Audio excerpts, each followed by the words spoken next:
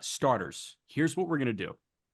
We each have two divisions. So I've got the National League East and the American League Central. Arm, you've got the NL Central and the AL West. And then Peter's got AL East and NL West. What? NL West. Okay, so you went coast to coast. Yes. We've got guys that we don't talk about all the time. Like, hey, Corbin Burns has been awesome. Corbin Burns is not the guy in the American League East. We've got guys that really don't get their flowers, that have had 2 or 3 really solid starts to open the year. If we think it's fluky, we're not mentioning them. If we think it's somewhat valid, we will say why. AL East. Peter, you first. You want me to go first? So my pick for the American League East is a pitcher we've talked about more about their team a lot, and I've mentioned him, but I wanted to give him his full shine.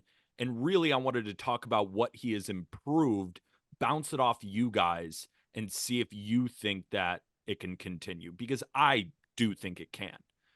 Tanner Houck, Boston Red Sox. So what's the narrative around Tanner Houck? Can't get lefties out.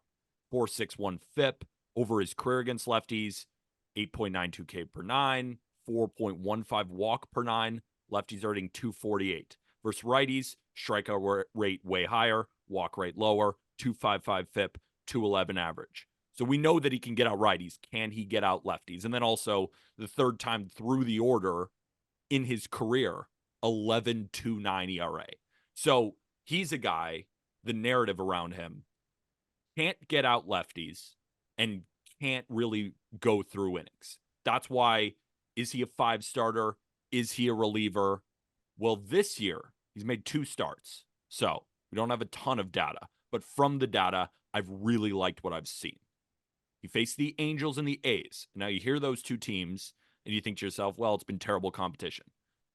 Not bottom 5. Angels 19th in WRC plus against righties, A's 20th. So there's a little bit of context there. But this year, lefties are only hitting 176. Strikeout rate is almost 12 Ks per 9. 182 WOBA. No walks, 0.64 FIP. And then the numbers against righties are also fantastic. Third time through the order, only 1 hit and 2 1/3, 0 earned runs, 4 strikeouts. So what is he doing? Well, he abandoned the 4-seamer, and which lefties hit 325 against it. He's only thrown 1 this year. He's trusting the splitter a lot more. So he was super, super reliant on sliders and cutters to lefties, which killed him last year. But now he's going with the splitter, with the sinker. He's pairing those 2 together, kind of moving away against lefties. He has a 114 stuff plus, grades the physical characteristics of the pitch, 10th in baseball, with a 107 pitching plus. So overall, it looks like he's found a new and improved formula so far against the bad side of the plate. More strikeouts, less walks. Overall, Tanner Houck looks to me like he's killing a lot of those narratives early on. And now the question is, do you guys believe in the changes that I just laid out? Jack? So what I was going to say, just like kind of a macro take on Houck, the thing that has impressed me most is the same thing that has impressed me most with Garrett Crochet. With a guy that, like, is that quote unquote nasty, has he only walked 2 in 12 innings? Like, that's the big thing. This guy, and he's never had really egregious walk rates. He's always been around 3.5 per 9. But the fact that he's dotting every pitch that he's got in his arsenal seemingly is extremely commendable, because that's the way he survives as a starting pitcher. When he was crumbling as a starting pitcher, it's because he was missing the strike zone and he was leaving pitches middle, and they were getting teed off. And that was that fastball that you were talking about. Now, this is a guy that is working along the perimeter of the zone, not missing in and not missing out. And it's been very fun through the front 2 starts. Yeah, I'm buying like what we're seeing to a degree so far, because I think ditching that dead zone fastball was huge. I mean, that 4-seamer just wasn't good. You also have like a tangible release height adjustment where it's pretty significant. He was more of like a 5.3 foot release height guy. Now he's like 5'6" and slightly less horizontal, a little bit higher up, both just from a height perspective and from an angle perspective, which I actually think helps that sinker, two-seamer play up more and get more of that run and kind of accentuate the run a bit more as well. He forfeited a little bit of extension for that, but extension's more important when you're throwing a four-seamer. So I think this is something that probably came from the top. I think Breslow and co. Probably looking at a talented Houck and saying, how can we, get this guy right? How can we maximize what he's got here and optimize the stuff? I do think that there's something here with the way that he's adjusted the fastball usage, his release point, and the way he's filling up the zone. I'm buying it so far. I don't think he's I don't know if he's a number 2 type, but I do think that he can be a solid back end starter, maybe a little bit more than that. And I think we're seeing that so far. Yeah, I think that's the point of the exercise too, because I could highlight, who's pitching really well? Grayson Rodriguez. He's good. Yeah. Corbin Burns, like you said, but these are guys who you might see in the 4th and 5th starter range on your team, or maybe even a 3rd starter who we think can elevate to a 2 or a 1. More the guys that not a lot of people are talking about. I've been hyping up the Red Sox rotation, and Tanner Houck is a big piece of that one. Yeah. I've got a starter in the American League Central, but before we do that, if you don't know about Jason Foley, now you know. Like, I just wanted to give him some shine because he should get the save opportunities for the Tigers right now. Lang is spraying. Lang does not look sharp. But even Foley, if Lang wasn't spraying, I mean, Foley looks incredible. So Foley's doing the Gratterall thing, where it's here's a sinker at 100, try and touch it. Yeah. And as of right now, Jason Foley's on 58 sliders. Opponents are 2 for 15 with 6 punch outs against his sinker. He's thrown 58 sinkers. Opponents are 2 for 15 against his sinker. They're hitting a $133 with 6 punch outs on the sinker. He's throwing it 75% of the time in his first couple of outings. He's just trusting it. And it's up a tick and a half. It was 97 last year. It's 98.5 this year. And he's got 10 batted balls against him, 7 of which are on the ground. It is impossible at this point to barrel up Jason Foley, and I love it. So you get to the 9th inning, Hinch knows that there's no seniority here, and Lang was the closer last year, so Lang's the closer this year. Hinch is going to go to the guy that's going to get 3 outs in the 9th inning. And the guy that's going to get 3 outs in the 9th inning for the Detroit Tigers right now is Jason Foley. So I wanted to give him his flowers. I do have a starting pitcher, unless you guys have something else on Foley and just like, yeah, he's dominant. You covered everything. Yeah, he's just nasty. Dominant. He's been fun. As fun as anybody to watch. Yeah. X factor going into the year for the Kansas City Royals for me was Brady Singer. And Brady Singer looks incredibly good in his first 2 starts. 7 innings against the Twins, 3 hits, no runs, walked 1, punched out 10. Punch-outs were not there in his second start, and he was facing the lowly Chicago White Sox. But 6 in the 3rd, 2 hits, only run was a solo homer, 4 Ks, 1 walk. Number that jumps out to me, 1 walk in start 1, 1 walk in start 2. Pitch mix-wise, he's throwing the slider more than ever before. He's throwing it 49% of the time through his front 2 starts. Opponents are 2 for 20 with a 50% whiff rate. So if it fucking works, then it works, and you should throw it more. We talked about that with DeGrom's fastball. That Singer slider, when you don't throw 100, lean on the secondaries. He's leaning on the secondaries. He's throwing a combo, an arm. I don't know if you see it tagged differently, but on Savant and Pitcher List, I've got, oh my God, Jeff Passan. Ipe Mizuhara has been charged with stealing more than $16 million from Shohei Ohtani, according to federal investigators. Whoa. 16. That's Turns off crazy. the bank alerts and steals 16 million. Oh my gosh. Sorry. I'm interested to get more of the details on that whole Yeah, thing. we need more of the details here. I'll get back into Brady Singer mode, but $16 million. Woo. So what was your Brady Singer question? Yeah, so Brady Singer's good. Brady Singer's good. It's tagged differently, or it's tagged the same on Pitcher List and Savant. It's like a mix of a sinker and a 4-seam. Is he throwing both for you, or is it? Yeah. There's definitely two different shapes. Okay, so opponents are 1 for 13 against his sinker and 1 for 9 against his 4-seam. If he can mix both and throw the slider 50% of the time, I think he can be a 3-pitch guy with 2 different fastballs, and he's fine as a mid-rotation guy. Yeah, I mean, he's been one of the harder guys to peg for me, even going back to like the draft. It's just Yeah. he was always been kind of wishy-washy. You get flashes of like, oh, here he is, and then you get stretches where it's like, oh man.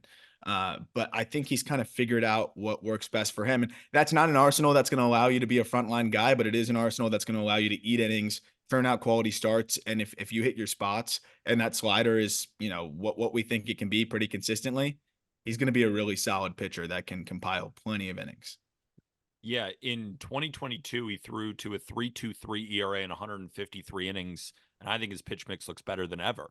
More strikeouts than ever, less walks than ever. However, when I'm saying ever, it's only been through a couple of starts. So if he can maintain this velocity on his different pitches and the command of these pitches, we got a real starter here because he's already shown it. It's not like he's been in the mid fours, high fours his entire career, and now we've seen two good starts. He's shown this before. Can he maintain this over 150 to 170 innings? Then we could start really talking about him, and he's off to a great start, like you said. Yeah, and it's not like he went from 92 on the sinker to 96 on the No. sinker this year. He's 92 to like 92 and a half. It's pretty much the same thing. Yeah, AL I'm curious like how much the action has changed too. I don't have it in front of me right now, but I'm sure there's some subtle adjustments with that too. And also just the fact that he's hitting his spots. Like last year, the sinker, there was a lot of non-competitive pitches. And I think there was a lot of giveaway pitches. And when you're a guy that's, not going to get the most whiff in the world, I know he's been good with the whiff early in the year. But when you're more of a get the ground balls, get the whiff when you need it type of guy, if you're giving away strikes and pitching from behind, it's going to be a lot harder to succeed. Yeah. AL West, Arm, who you got? So Cody Bradford is where I'm going to go with this one with the Hell Texas yeah. Rangers because he served a role for them last year, but it was kind of just like grab innings when we need it for the most part, and pitched to a 5.3 ERA. The underlying numbers were a little bit better, but Bradford, I mean, he just turned 26 years old, so still a young guy that I don't think it's too late at all to have some of these things click for him. And through 3 starts this year, 19 and a thirds innings, he's pitched to a 1.40 ERA. He's punched out 17. He's walked just 2. He's only surrendered 1 home run. And I think that's the aspect of Bradford that stands out to me is like there is nothing that's gonna really get on pitching ninja. I don't think there's nothing that's going to get you super fired up when you're watching him. He's a fly ball pitcher that likes to get a lot of weak contact, but a fly ball pitcher who's keeping the ball in the yard right now, like that's always a good sign. And again, only giving up the 1 home run so far is very impressive. So I just love the way he fills up the zone. He kind of gives you like 4 or 5 different looks. He'll mix anything from the 4-seamer that does have some good characteristics that allows it to play up, but hits his spots really well at 90 to 92. Then he has a changeup that's probably his best pitch off of that. Mixes in a curveball, a slider, a cutter. So he has that kitchen sink approach with good command from the left side, some sneaky characteristics on the fastball. I think Bradford's kind of a decent arm that's going to be able to help them every 5th day while they await the reinforcements that are coming. He's a great help for them and has a track record of, just kind of getting outs in the minor leagues for the most part too. Threw pretty well, even in the PCL in 2023, which is very hard to do. So I think I'm buying into what Bradford's doing, even despite the, 7.9 Ks per nine. So, Aram, I'm so happy that you brought him up. I don't know if you noticed when you first mentioned his name that Jack and I both smiled. The reason for that is I did a buy or sell with the Rangers to Jack. And you can watch it on YouTube. First of all, shout out to YouTube. Yeah. Subscribe if you're new. And subscribe if you're old. Just subscribe. The buy or sell was, is Cody Bradford going to stay in the rotation once the reinforcements come back? That's where I know you start to grimace a little bit. Jack said sell. But the reason I brought it up was I've been totally bought in just like you are right now.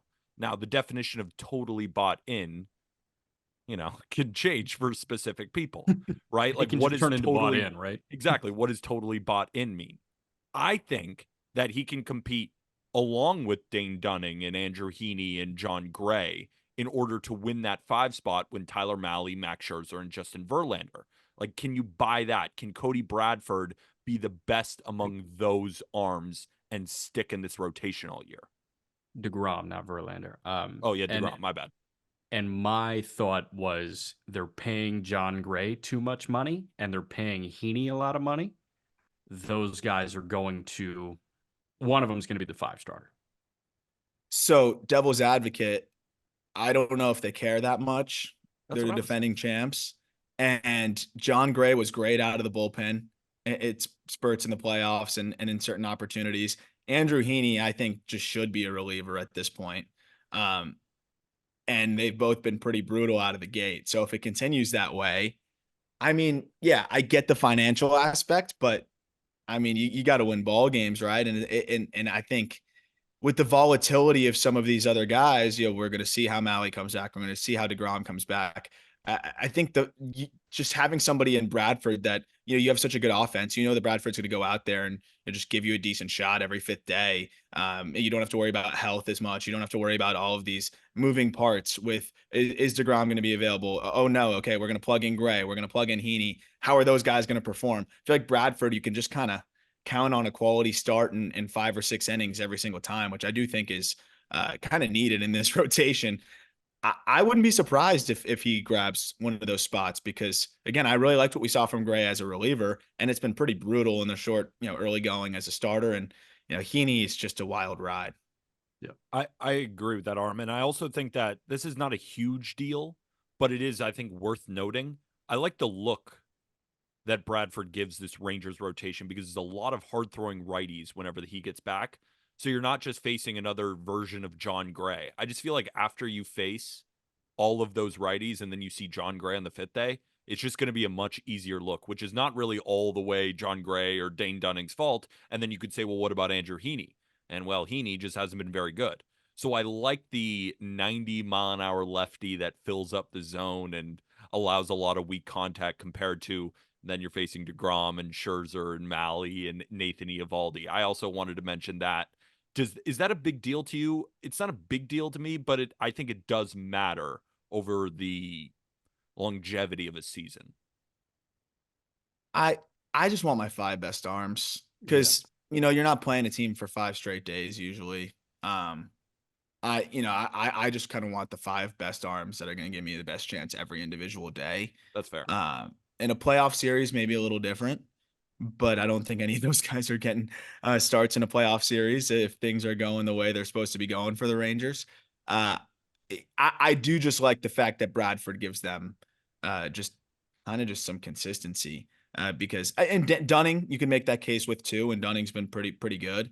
But I think when you look at kind of the command struggles that Dunning has had at spurts, the command struggles that Heaney has had historically, the command struggles that Gray has had, like Bradford is the guy that doesn't have that issue, fills up the zone, and I think that's a good thing because guys coming off of TJ are going to have some command issues historically, and you got multiple guys coming off of elbow procedures that may have some rust and have some command issues. You want to be able to protect that bullpen. All right, we're going to jump into the National League, but before that, quick break.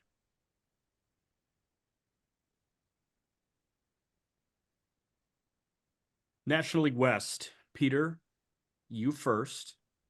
Who do you have? I have another guy who we've talked about, but we haven't done a big deep dive into him yet. You've got Kyle Freeland? I have Kyle Freeland of the Colorado Rockies. No, I have Jordan Hicks of the San Francisco Giants. So far, 1.00 ERA with a 2.11 expected ERA. 19.7% strikeout rate, which is not ideal, but I'm going to talk about that later. What I do love, the 4.5% walk rate, filling up the zone. Now he's faced the Padres twice and the Nationals. So it's not the best competition, but facing a division rival twice in 3 starts, that can sometimes lead to a bad start, and it didn't for him. He's put up a 115 stuff plus as a starter. With starters who've thrown at least 10 innings, he ranks 11th in Major League Baseball. He's a super heavy ground ball pitcher. The launch angle against his sinker is 2, where he averages 96 on. To put that in perspective, Logan Webb's launch angle on the sinker this year is 6. It's early. Last year, it was 1. Framber's sinker last year, the launch angle was 4.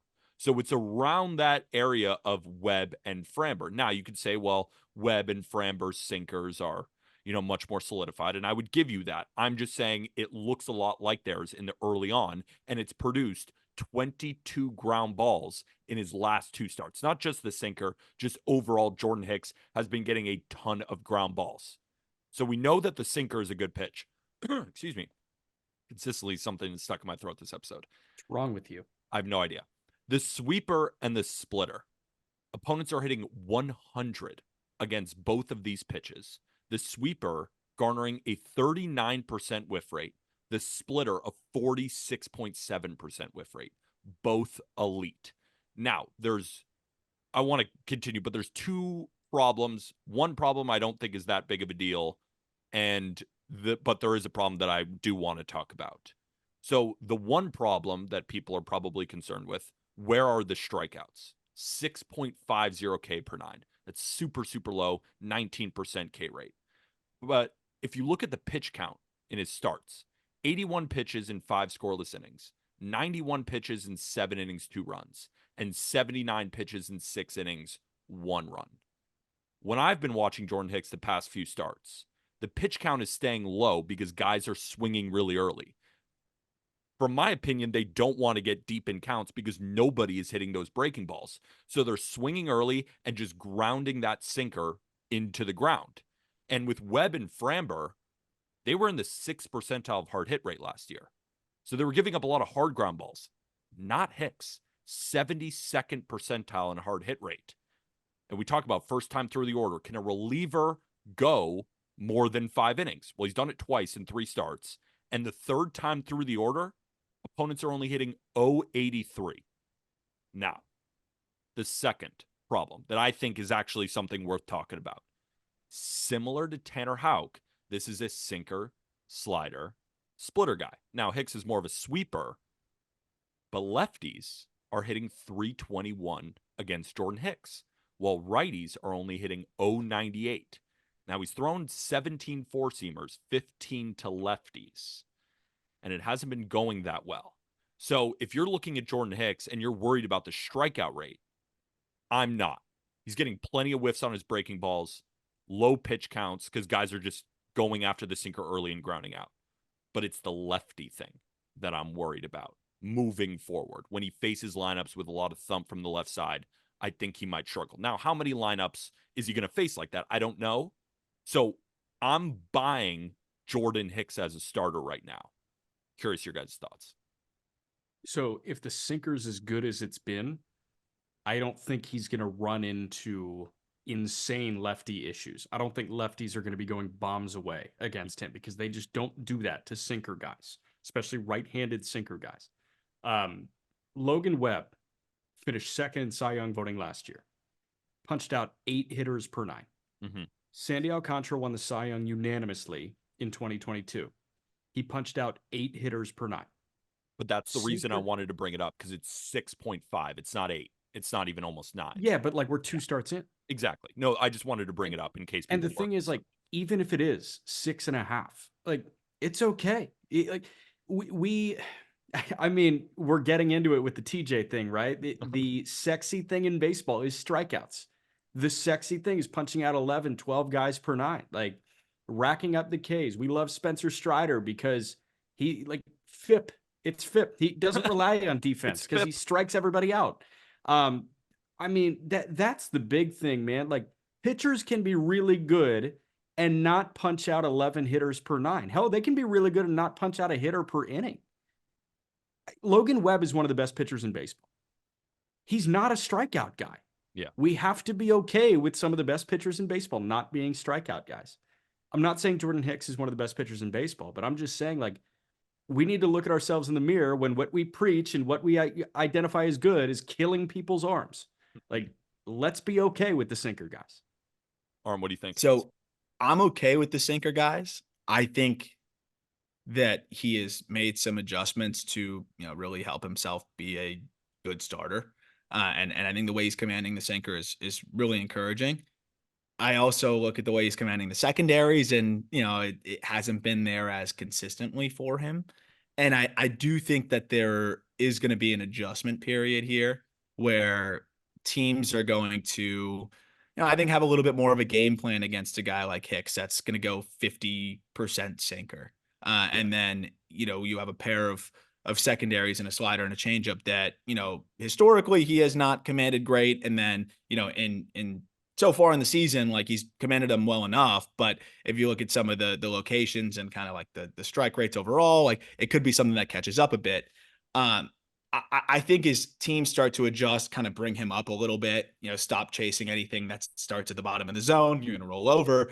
I'm interested to see how he adjusts because as they bring him up, are you going to be able to get outs when guys aren't expanding at the bottom of the zone, when guys aren't rolling over as much, when guys are, kind of making you execute in different ways? I think he's figured it out to the point where he's going to be a good big league starter, but is he going to be this dominant when hitters adjust? I'm not sure. It does help also that he is in a really good ballpark where he can continue to confidently pitch to contact. So I think he's going to be good, but I don't know if he's going to be great as the season progresses, but I'm interested to see.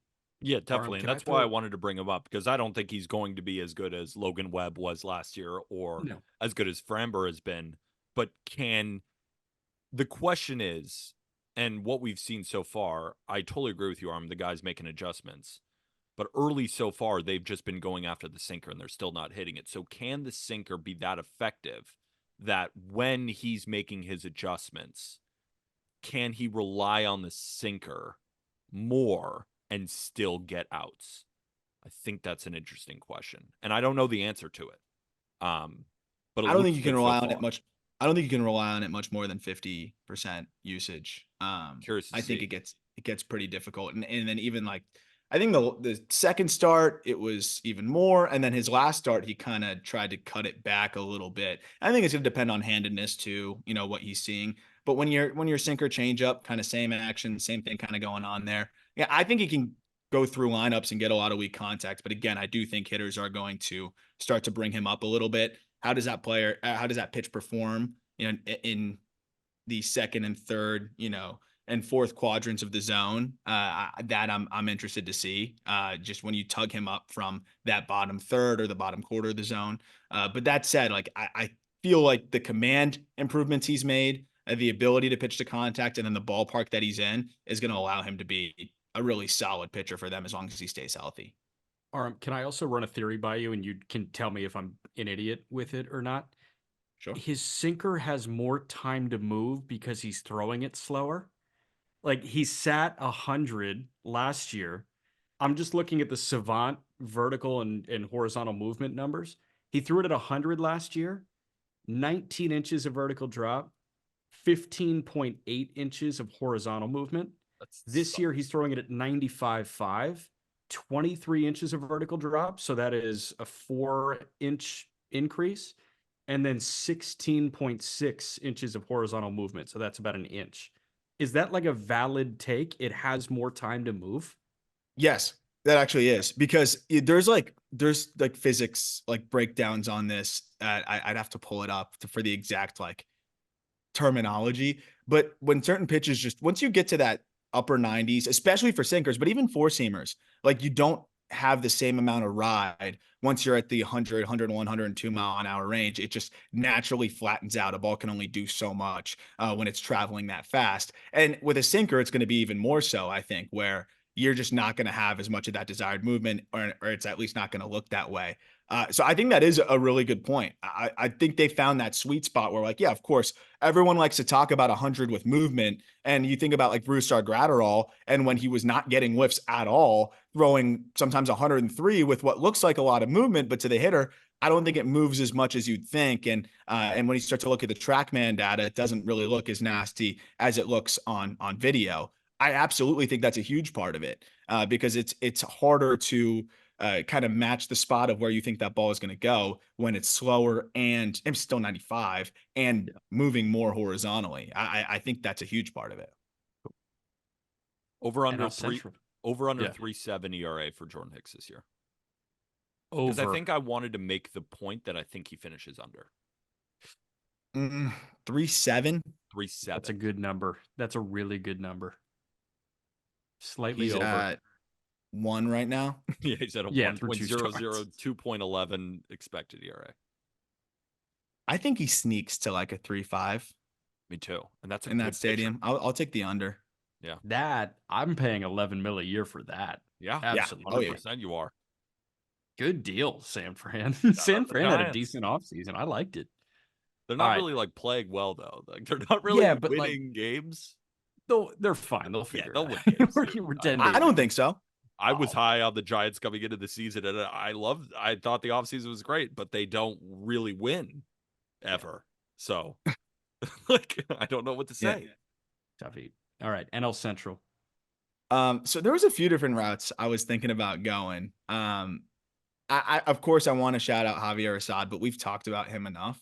And I think we've kind of given him enough shine on here. But I do think he's somebody that you could very easily throw into the equation and say, hey, like he's deserving of some more love and deserves some more attention. And you'll just like keep monitoring what this guy is doing. Uh, then I look at the Brewers guys. So this was just I'm gonna walk you through it. Like I've kind of struggled with the National League side because I kind of look from top to bottom. I could go Jerry Jones, but like we've talked about him and think we've made it very clear that we believe in what he's doing. So then the other guys, I don't really believe in what they're doing. I was looking at Marco Gonzalez. I'm like, eh. Like I'm looking at some of the other arms, eh. So I kind of just felt like I was stuck in the NL Central, aside from like a Frankie Montas. But again, I feel like it's too obvious where people are going to say, hey, we're buying it. So I kind of just circled back to Andrew Abbott. And Mhm. Andrew Abbott had a phenomenal first half last year, or kind of like first half of his season when he was called up, then really struggled with the long ball and just kind of struggled with the command too. I think is again another guy that kind of was victim of hitters adjusting to him and just not really executing his pitches nearly as well. I'm not all the way in on Abbott just yet. I do like him. I liked him as a prospect, but I've liked just kind of the way that he has battled so far this year. And I just feel like even when his stuff hasn't been totally on, we've just seen him go out there and provide quality outings. And the last two, you have an outing against the Mets and an outing against the Phillies, where it's kind of 5 innings, anywhere from 3 to 5 or 6, 7 hits, but he'll somehow scatter the runs. It'll be 200 runs, 2 walks, and 4 Ks. And I think that's kind of what's going to be the new norm with him. The slider is gross. The curveball can be really good. He's mixed in some decent changeups. It's for him masking the fastball because the fastball is not great. And I'm interested to see how he manages that. And that continues to kind of be the thing this year is that fastball just not being great for him. But I think with the 3 secondaries that are quality and what looks like improved command this year, I think Andrew Abbott's going to be able to be a solid piece in that rotation and be a lot better than what they saw in the final 10 games last year, which was opponents hitting over 300 against him and just really kind of hitting a wall down the stretch. Jack, you see that he's allowing an 18.8% hard hit rate? Nobody's hitting him hard at all. Yeah. But like they're getting base hits. So like again, credit to Abbott's ability to, I don't know, work around a bunch of paper cuts, like Aram is saying. Like he's dealing with adversity on a start by start basis. So Well, it's yeah. and that was the argument against him last year. People were like, "Oh, well, he will never sustain that left on base rate. He'll never." Yeah, And it's lucky. No, it it's might just be a lucky. guy that survives.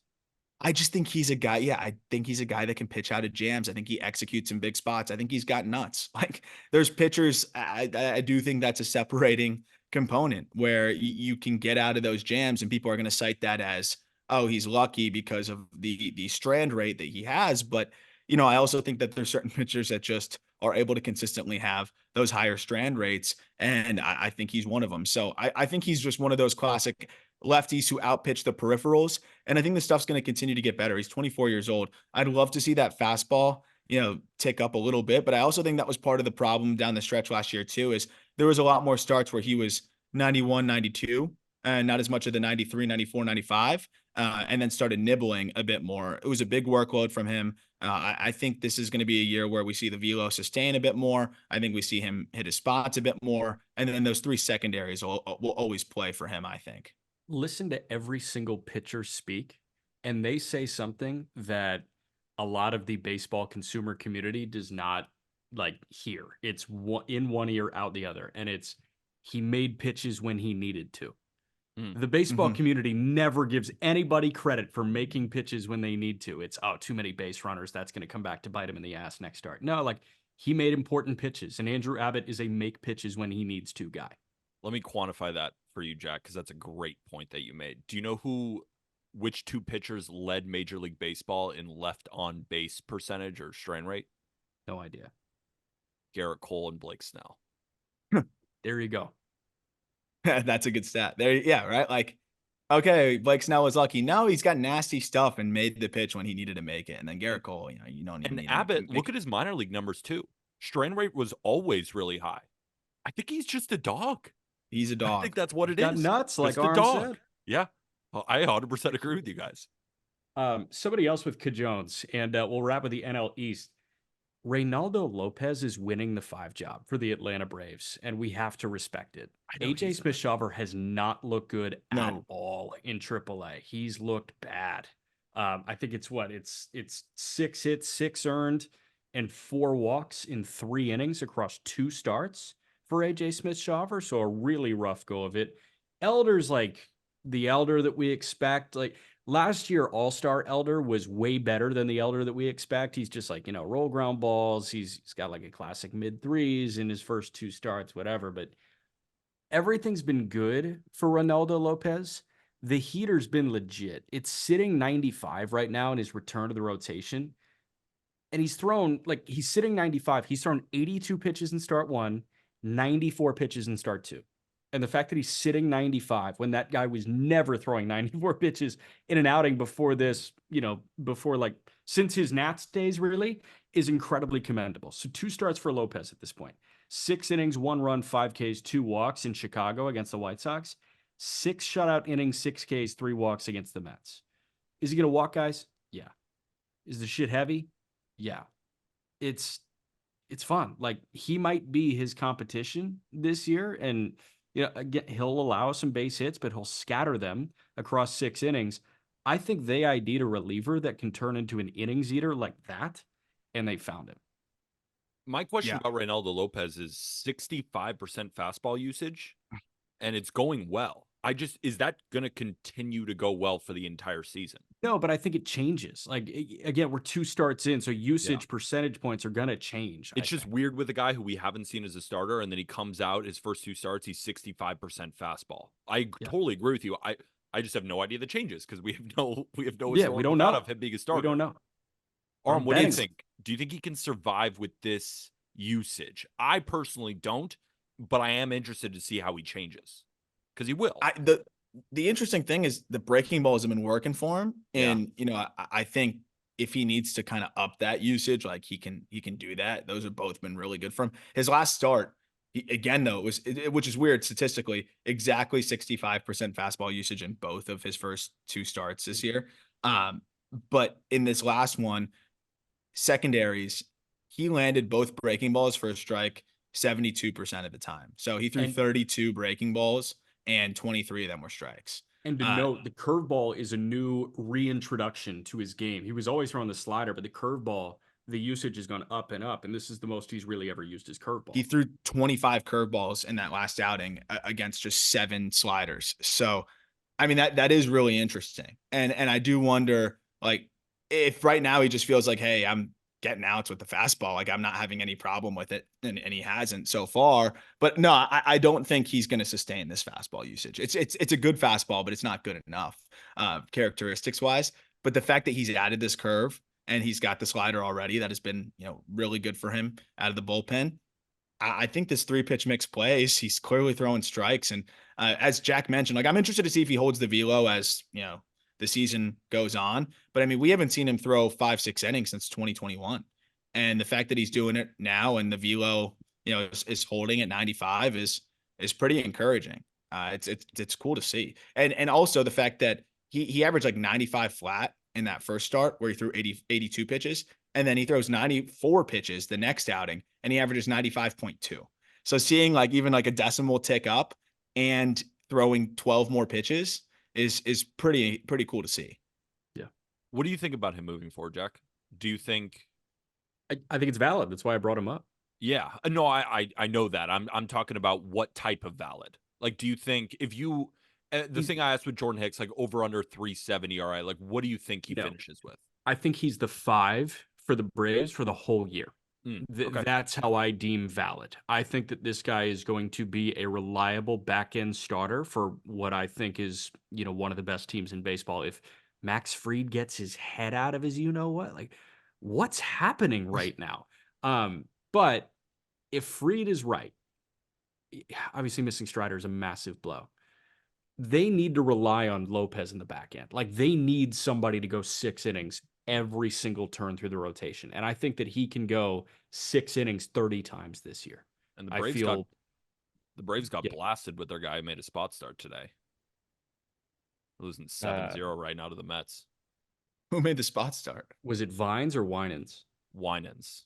Yeah, Ah, those are the two guys they turn to. Winans and Vines. Like they're just not going to turn to Elder and AJ. Like they're Yeah. just not going to do it. That's interesting that they didn't even go back to Elder. They went with Winans instead, who also gave up 7 runs today to the Mets. Yeah. Crazy.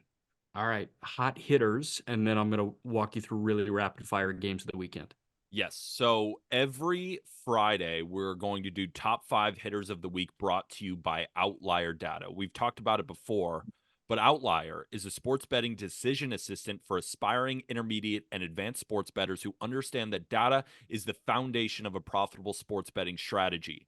Outlier pairs hyper contextual and relevant sports data with available betting markets. And unlike traditional sports data sites like ESPN, Baseball Reference, Outlier organizes and visualizes data for easy comprehension, efficient decision making, and immediate execution. That's why it's so easy to find who are the top 5 best hitters from the past week. Make sure to check out their first of its kind strike zone heat maps and pitch arsenal roundups that allow you to quickly visualize pitcher and batter matchups all in one screen. That's what I've been using for these pitchers that I'm buying in on. It's available on iOS, desktop, and mobile browsers. Get your 7-day free trial at outlier.bet/justbaseball. You can find that link in the episode description. I highly recommend trying it. If you don't like it, you can just cancel, but I doubt that you do. So, do you guys want to guess? And now this is a 6-game sample over the last week.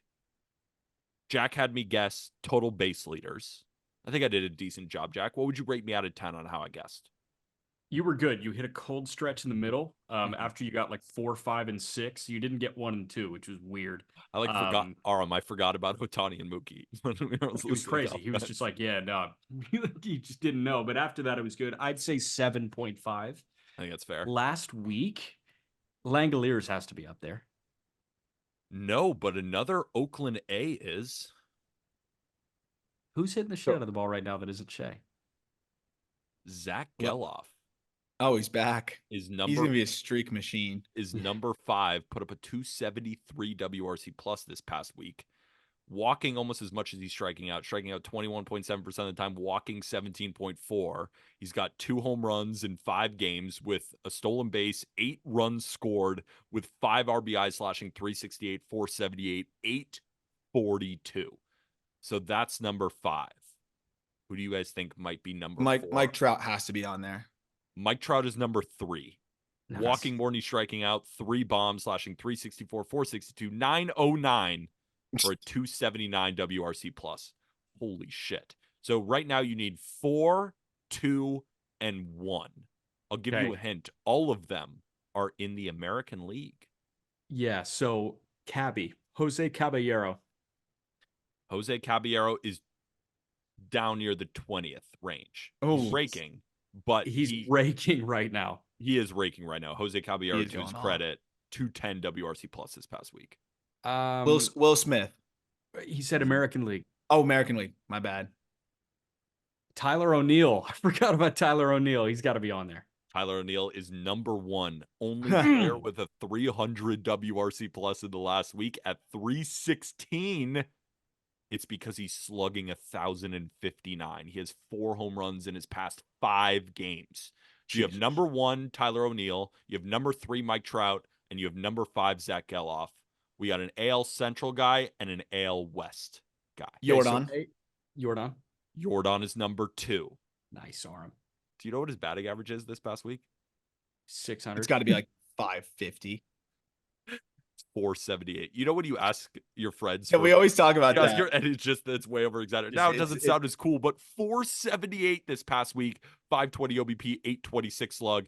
He only has 2 home runs in 6 games, so I haven't really been that impressed. Yeah, it's not that great. It's not that great. It's only a home run every 3 games, which is like Okay. barely Barry Bonds in 2001. So Aram, nice shout. American League Central. This guy's fourth. 4th. So tired is Stephen Kwan. Wired is Nelson Velasquez. Nelson Velasquez, great pull, 14.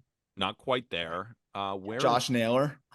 Not Josh Bo Naylor. Naylor. How about the brothers going yard in the same inning? Josh That was sick. Naylor, Peter Vision guy, 248 WRC plus last week. Nice. Man, what team? It'll give it away. But I mean, I could give it to you. Yeah, do it. Royals. Yeah, and No, it's Bobby. It's not Not it's Bobby. not Vinny? Velasquez. It's not Vinny, and it's not Oh, Nelson Velasquez. so how could it give it away then? Yeah, that's true. Yeah, we're 0 for 3. No, because you said Nelson Velasquez, and I assumed that you guys wouldn't think it was Bobby. Maybe you didn't give it away. MJ Melendez. MJ Melendez has Jeez, good for him. 278 WRC plus this last week, 3 bombs in 6 games, walking the exact same as he's striking out, 17.4%, slashing 368, 478, 895. Oof. Good and for it's him. good to see the WAR tied at 0.6 with the league leader. So the Wow. defense has been pretty good, but it does help when you have a 278 WRC plus. Special shout outs, Gavin Sheets destroying baseballs for the White Sox. Ellie De La Cruz hit 110 oppo yesterday. Brewers money line cash it, but Ellie was a terrifying human being. Otani obviously is up there at the top 10. Shout out Jurickson Profar at number 9. How about it? He's How about home. it? And then number 10, Josh Naylor. Nice. That rounds it out. Okay. Games of the weekend. I'm going to give you the game. I'm going to give you the pitching matchup. You tell me who wins and why in one sentence. Ryan Feltner looked like Nolan Ryan last time out. He did. 7:07 on Friday. Rockies, Jays in Toronto. Ryan Feltner, Kevin Gausman. Who wins? Does Kevin Gausman bounce back against a Rockies team off a series at core where they have to go back again and adjust altitude? Not only adjusting an altitude, you're going to a different country. I have a feeling he does. Give me the Blue Jays. Yeah, I'm gonna go with the Blue Jays in this one. No analysis. Thank you for the first game of the week. Actually, you know what? Yeah. Rockies definitely win that game are now. Yeah, I'm going sure. Of course they Rockies. do. I'm going I'm sure. Rockies because you guys both went Blue Jays. 9:40 Cubs Mariners. Jordan Wicks and Bryce Miller. Where is it? Seattle. Give me Jordan Wicks. That's probably the central name I should have mentioned, to be honest. He's looked even better than I thought he could look this year. Yeah, man. A lot more swing and miss since spring training. I'm gonna go Cubs and Jordan Wicks. I agree. And beyond just the starters, the Cubs have been just the better team than the Mariners. Like the Mariners are winning games on the last game of series to avoid a sweep. Right? That's where the Mariners are at right now. The defense has not been good. There's a lot of swing and miss in their game. And yeah, is Bryce Miller a little bit better? Probably, but the Cubs are better. So I'm going to take the Cubs in that one as well. Okay. I'm actually going to go Seattle here because like Bryce Miller's had that splitter going and we want to make fun of it all offseason long. And then we see it in a game and it's like, oh shit, this thing's good. So we have to face our fears that Bryce Miller added a really good secondary pitch. So he's got it. 10-10. This is my favorite matchup of Friday or Saturday. Michael King and the Padres against Yamamoto and the Dodgers. King and Yamamoto is fun. Yamamoto shoves, give me the Dodgers, but low scoring. I think the Dodgers get revenge and beat the shit out of them in that game. I think Yamamoto dominates, and I think the Dodgers really hit King. I think it could be an alt spread type of. My Dodger friends who also gamble, they said they've taken Dodgers alternate spread every time after they lose, and I think it's like 4-1 or something. They just beat the living piss out of teams after they lose. I just think Yamamoto's got it. And he's dialed in. I think this is going to be his, best start in his early big league career. So I got the Dodgers. Interesting. All right, Saturday. Not who wins because I think the Reds win, but at 2:10, how many runs are scored? Nick Lodolo gets the ball in his season debut in Chicago against Garrett Crochet. Is that going to be high scoring? I mean, the White Sox are hitting. They're not winning, but they're hitting. How has Lodolo looked in rehab so far? He looked good in his first one. He looked bad in his second Bad one. in the second one. Like, define bad. Like, is it Like- walks? Is it hits? 2 Like and hits? 2/3, 4 runs, 5 hits, no walks, 2 hit by pitch, No 2 walks. Ks. Okay, two so hit he's by just pitch. straight up getting hit and hit by Yes. pitches. He loves doing that. He hits a lot of people. You know, the Reds, the only lefty they've hit this year is Aaron Ashby, who they've always hit. They got pieced by Wade Miley returning from an injury. I don't think the Reds are going to hit Crochet. Now, do the White Sox then put in their bullpen? You know, that's Then what they we hit got to their deal bullpen. with a little bit. But I would go White Sox first 5 and then probably Reds full game because I cannot trust anybody in that White Sox bet except Jordan Leisure. He's an arm. But Brian Shaw's coming in now. And that's Kopech. not good. Kopech Kopech. hit 102 this week, man. And no way Kopech is then inconsistent in his next outing. No way, right? I think the White Sox win this one. I think Lodolo actually turns in a decent start though, and then hits the wall on the back end of it. Got you. All right, Rangers Astros. Ronel Blanco against the Rangers again against Andrew Heaney. Who wins? Oh, over. Really? I think the Rangers make an adjustment to Ronel Blanco. I think they start to see the ball a bit better with him. I think they grind out ABs a little bit better. They hit into a lot of outs against Blanco. That also, I don't want to take anything away from Blanco. The no hitter was fantastic. The next start though, where he was throwing a no hitter through 5 or whatever, that zone was egregious, like absolutely egregious. He was getting a lot of help there, and he didn't need it. A hot pitcher, getting help as well. He was just exploiting that. I think he's gonna kind of come back to earth a little bit. I'm gonna go with the Rangers in that one, but I also think Heaney's gonna get roughed up. So a lot of runs, and the Rangers outslug him. Yeah, like I agree with you. I just think the Astros outslug them. I mean, I agree with you. I think they're going to make an adjustment against Ronel Blanco, but the Astros have already made plenty of adjustments against Andrew Heaney, and they beat the shit out of him every single time. Through 201 plate appearances, the Astros have an opponent average of 287 with a 463 expected slug, 354 xWOBA. I think they're just going to keep hitting him, and I think they win that game as well. But I agree with you. I think the Rangers do keep it a battle. I think it's one of those like 6-5 type games. Got you. All right, 6:10 on Saturday night. Yankees Guardians. Luis Heel and Tristan McKenzie. An over. Over. Luis Heel's nasty. He's gross. He just can't really throw strikes sometimes. Exactly. And the Guardians, they're a very aggressive team. They rank 4th to last in pitches per plate appearance. So will they be over aggressive against Luis Heel? Because if you wait him out, you can hit him. Will the Guardians wait him out? And McKenzie has a home run problem. And it's in New York, you said? It's in Cleveland, I think. Oh, it's in Cleveland? But have you guys been seeing, there's like a wind tunnel thing in Cleveland right now? A wind tunnel? No, I haven't seen that. I'm gonna go with the Yankees in this one. The command has been a little spotty from McKenzie. I think Heels looked really good overall. I know the command spotty with him too, but the stuff has just been a little bit more lively. Better. It's been And better then I'll than take that McKenzie's. Yankees offense. So yeah, I'm gonna go Yanks in that one. I'll go Yeah, Yankees I as go well. Yankees too. Yeah, Okay. because I don't Thanks. think Luis Heel dominates, but I do think the Yankees hit McKenzie, and then I think they'll win it in the end. Yeah. And then Sunday afternoon, 1:35, Pirates Phillies in Philly, Mitch Keller and Zach Wheeler. I think Keller has survived. He has not thrived at all yet this year. Wheeler, I think, is operating on a different level, on a higher level than Mitch Keller. So I go Philly. I definitely go Philly. I mean, Yeah. the Pirates have been a great story so far, but have they faced a Zach Wheeler type yet? And Mitch Keller has not looked good. I think that the Phillies, the thing is, yeah, the Phillies Phillies- offense has been really slow to start, but I'd still go Phillies. Yeah, Phillies. That's a layup. They'll probably be like minus 250. Probably. 140, Giants Rays in Tampa. Blake Snell's return to Tampa as a Giant against TBD. I did the work backwards thing. It'll likely be Aaron Savali. So Savali and Snell in Tampa. Hmm. It's really hard to win in Tampa, but it helps that they have a guy who's pitched there plenty of times. I do like the Rays lineup against lefties. I would go with the Rays there. I think the Yeah. Rays win that game. Savali has been just great. He's been arguably the Rays' best pitcher so far this season.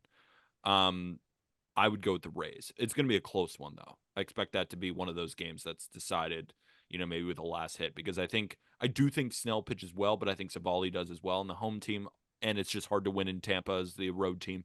I'll take the Rays. Savali's been a walk-in quality start. I think Snell still got some rust to shake off. Yeah, I like the Rays in this one. And last one, game of the weekend, Rangers Astros on Sunday at 2:10. Nathan Eovaldi, Christian Javier, who's been nails in his first two starts. This is one of the better matchups that we've gotten this year. Damn, like, I don't know, 2-1. In Houston? This is in Houston. Eovaldi and Javier. Sunday at 2:10. Schedule your viewing. Let me look something up. Because I think I gotta. The whole point is do it in a sentence. Yeah, I know. it's All right, said Arm, we're you go not ahead. we're You not go keeping ahead. score. I'm going Javier on a no. So I actually think Javier is gonna hit a little bit of a wall. I think the command's so? he's been skating by on Dude, some pretty he didn't crappy look good in command. spring training. Like for the entire month, we watched him in person, but like even before that, he didn't look good. And yet, like you look at the preview, and he's got a 1.1 ERA, and it's like, oh, okay. Yeah, he somehow skates by 5 walks and then another 3 the next start. I think Eovaldi's been awesome. I think Javier kind of has that like come back to earth start as well because the underlying has not been great. The command hasn't been great. So I think the Rangers kind of rough him up in this series. Peter, what has your research resulted in? No, I just forgot. I was like, I'm pretty sure Javier is a demon in Minute Maid. And I wanted to see his home road splits. 2.74 career ERA at home, like mid fours on the road. There's something about pitching in Minute Maid that Javier loves. Maybe with the batter's eye, you can't see the balls well. I don't know. But he has been dominant at home. I don't fade Javier at home. I've lost so many units doing that. So I'm going to take the Astros. All right. Do the whole merch thing, man. Go get yourself some Just Baseball merch. Of course, I'm rocking the hat. Let's see what Jack has. He's wearing his freaking turtleneck. Let's see if he's got a hat on standby. No, he doesn't. He's just got a mic thing. Arm's, of course, wearing Just Baseball merch because he loves the company and he's not an asshole like Jack McMullen. Don't be an asshole like Jack McMullen and go get your merch in the episode description. And if you have enjoyed the show so far, please rate and review 5 stars, whether it be on Spotify or Apple Podcasts. And of course, hit that big red subscribe button on YouTube. Make sure to check out the links, whether that be Outlier Data, our new partner Game Time, in order to get $20 off your first purchase, or you gamblers out there, make sure to use that code code Just Baseball on BetMGM. That's the end of the week. For Jack McMullen, that's Arm Layden, and I am Peter Apple. We'll see you on Monday. And with that, thank you, everybody.